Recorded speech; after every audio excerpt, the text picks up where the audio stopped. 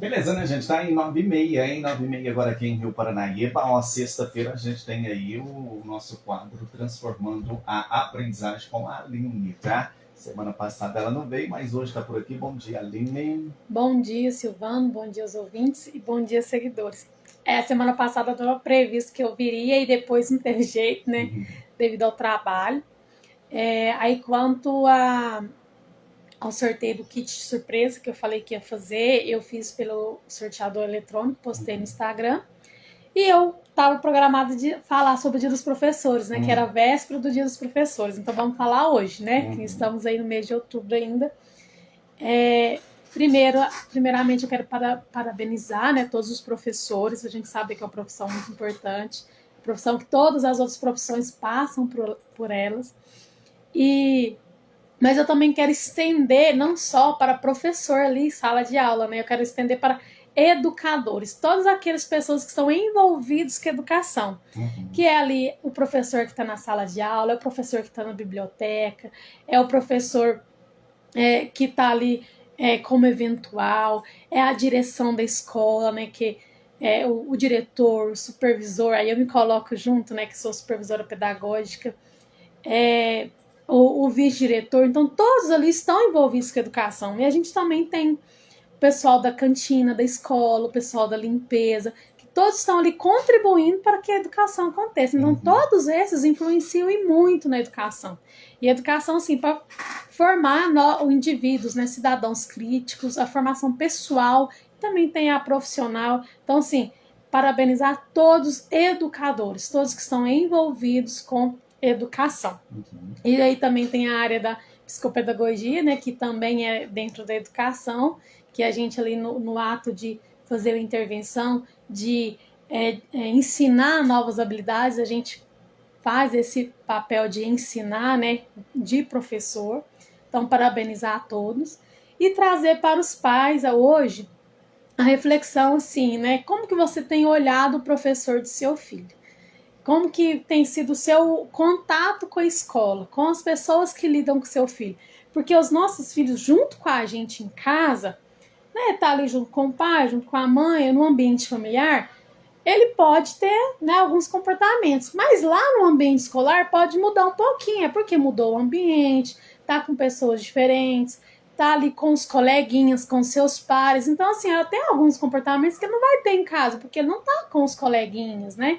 Então assim, é muito importante ter esse contato mais direto com o professor, sempre que possível, ir à escola, conversar com o professor, quando tiver reunião escolar, ir na reunião, se possível, esperar um pouquinho para conversar no particular com o professor, para saber como que está o comportamento, como que ele está lidando ali com os coleguinhas, se está socializando bem, se não está entrando muito em conflito, porque às vezes assim, são coisinhas simples do dia a dia, a escola não vai acionar o pai, porém é bom o pai acompanhar, para ele entendendo ali a personalidade do filho, entendendo como que ele está agindo ali, porque acho que muitas vezes o professor acaba conhecendo melhor do que o próprio pai, como eu disse, não que o pai não está dando atenção, mas é porque mudou o ambiente, então mudou o ambiente, é com outros que ele está lidando, é com seus pares, né, crianças da mesma idade, então ali tem situações que não acontecem em casa, então tem a situação ali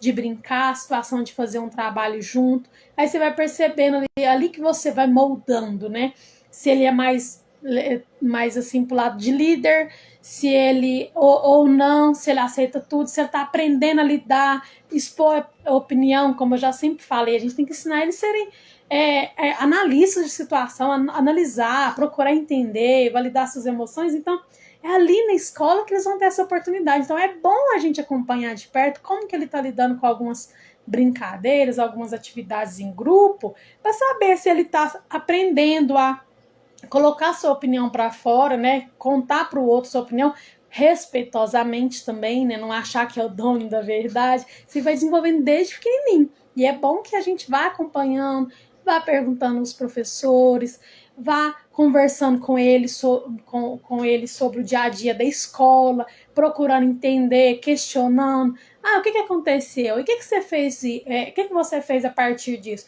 Por que você fez isso? Sabe? Colocando realmente para analisar situações. Então, assim, o ambiente escolar é um ambiente muito importante, muito necessário para o desenvolvimento da criança, do adolescente. A gente fala aí, né? Há quem diz, né? Não, professor é só para ensinar matéria, conteúdo e educação a gente dá em casa. Claro, educação, passar os princípios, os valores, é papel dos pais. Mas lá na escola, além de passar os conteúdos, as disciplinas, claro que o professor vai reforçar aqueles valores, ele vai acabar complementando, porque ele vai ensinar o coleguinha a esperar a vez do outro, ele vai ensinar a respeitar, não vai deixar que um colega seja rude com o outro, então ele está reforçando o que aprendeu em casa. Aí, claro que sozinho a escola não dá conta, se os pais não ensinar em casa, aí o professor não vai conseguir. Mas, se os pais ensinam isso em casa, a questão da responsabilidade, da cooperação, do respeito, na escola é o local dele demonstrar que ele está aprendendo isso e da escola também reforçar. Então, é ali que é um conjunto, né? Então, são educadores. Por isso que a gente chama de educadores, não porque eles têm a responsabilidade de educar as crianças e adolescentes sozinhos. Eles têm a responsabilidade de complementar a educação que os pais deram em casa, né? Então, ensinar o respeito, ensinar a gentileza, o cuidado com o ambiente, o cuidado com o outro, né? A prestação com o outro, ser prestativo com o outro, atencioso, saber ouvir, saber quando falar, como falar, tudo isso vai sendo moldado ao longo dos anos, tanto pela escola quanto pela família, né? Então é um dever dos dois. Então, às vezes, a gente tem que tomar esse cuidado para não estar muito distante. Não precisa ser aquela pessoa também que está lá na escola toda hora querendo saber o que está acontecendo, né? Porque aí fica preocupado demais, né? Então, toda semana quer passar na escola. Não, mas também não pode deixar de ir na escola ou não nem ir nas reuniões, ou quando vai só lá, pega o boletim, sai, nem pergunta nada como que está o comportamento, procura analisar o que está refletindo ali nas notas, se as notas caíram ou não, né, se tem algum comportamento que pode estar refletindo. Então, assim, procurar ir nas reuniões, ter um momento diferente de conversar com o professor, ou em outro momento mesmo, mas estar um pouco mais parceiro mesmo da escola, sabe? Mais próximo. Não precisa ser, como eu falei, não precisa ser todo dia, toda hora, que qualquer coisinha quer interferir lá na escola, mas também não pode ser aqueles pais que deixam o ano passar, chega no final do ano que vai preocupar com alguma coisa que já não dá tempo mais, né? Muito bem, tem uns que não preocupa de jeito nenhum, né? Pois é, infelizmente. O ideal é acompanhar, né, o desempenho escolar ali, o desempenho acadêmico, né, que são as notas, mas não só isso, acompanhar o desenvolvimento social mesmo, os comportamentos, porque ali às vezes pode, no início você pode inibir algum comportamento que não foi adequado e já ensinar o que é correto e para que não aconteça novamente. Agora, quando você vai deixando, vai virando aquela rotina, aquele costume, né? Ele faz, não acontece nada, a escola chama o pai não vai, não acontece nada, e ele vai acostumando a comportar daquele jeito, porque tá tudo bem, tá tudo certo. Meu pai não foi lá mesmo, meu pai não falou nada, ficou por isso mesmo, né? Por isso que é a importância de estar acompanhando, para a gente ir moldando esse comportamento dos filhos, para que eles sejam cidadãos, né? Críticos, né, participativos, que eles sabem analisar a situação, são participativos na sociedade, sabem cooperar com a sociedade e sabem respeitar, né?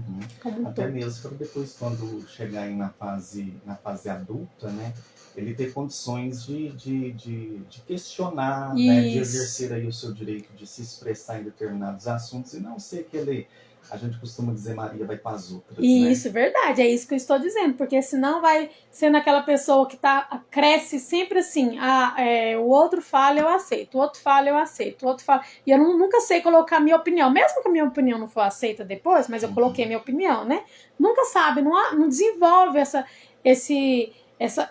comunicação, né? Falar respeitosamente, mas falar, não, mas eu penso desta forma. Aí nunca sabe falar. E hoje em dia a gente vê que a comunicação é algo muito importante em qualquer área de trabalho, né? Até para entrar no mercado de trabalho, nas entrevistas de emprego, é muito analisado isso, né? Porque um mal entendido pode causar danos muito graves dentro de uma empresa, por exemplo. Então isso é muito analisado. Isso a gente começa a desenvolver desde pequeno. Então, por isso a importância. Ou então pode ser aquele também que quer impor toda vez e é ele que tá certo, e mesmo ele estando errado, os outros acabam calando pra ele, porque ele dá o grito mais alto, né? Aí cresce aquela pessoa mais arrogante também, mais rude, chega lá na frente, é uma pessoa que é mais difícil de lidar. Então a gente tem que ter esse cuidado aí, moldando desde pequenininho, desde lá dos primeiros trabalhos escolares, desde as primeiras atividades em grupo, para ir ensinando eles, sim, serem, colocar essa opinião mais respeitosamente, ouvir, aprender a falar, mas também aprender a ouvir, aprender a analisar situações para não ter problemas aí futuramente. Muito bem, tá aí, né, gente? Mais alguma coisa? Aí, por hoje é só. Então, Isso. até semana que vem, né? Até Se semana Deus que quiser, vem. né?